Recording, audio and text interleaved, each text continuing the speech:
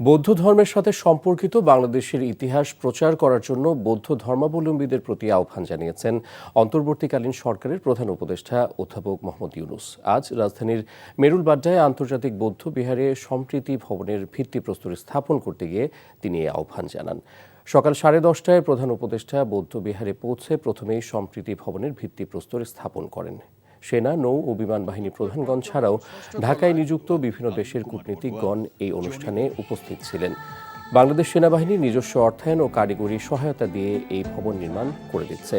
আগামী 1 থেকে 1.5 বছরের মধ্যে এই ভবনের নির্মাণ কাজ শেষ হবে বলে আশা প্রকাশ করেন সেনাবাহিনী প্রধান জেনারেল ওয়াকার। প্রধান উপদেষ্টা ডক্টর ইউনূস তার সাম্প্রতিক চীন সফরে অতীশ দীপঙ্করকে নিয়ে চীন সরকারের সাথে তার আলোচনার কথা উল্লেখ করেন। কেন গিয়েছিল?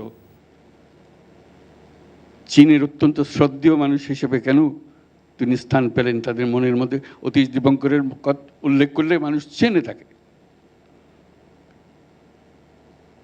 তো সেই ইতিহাস তো মুছে যাওয়ার ইতিহাস না, এই ইতিহাস তো সগৌরবে তুলে ধরার ইতিহাস। আমাদেরই মানুষ, আমাদেরই পাড়ার মানুষ।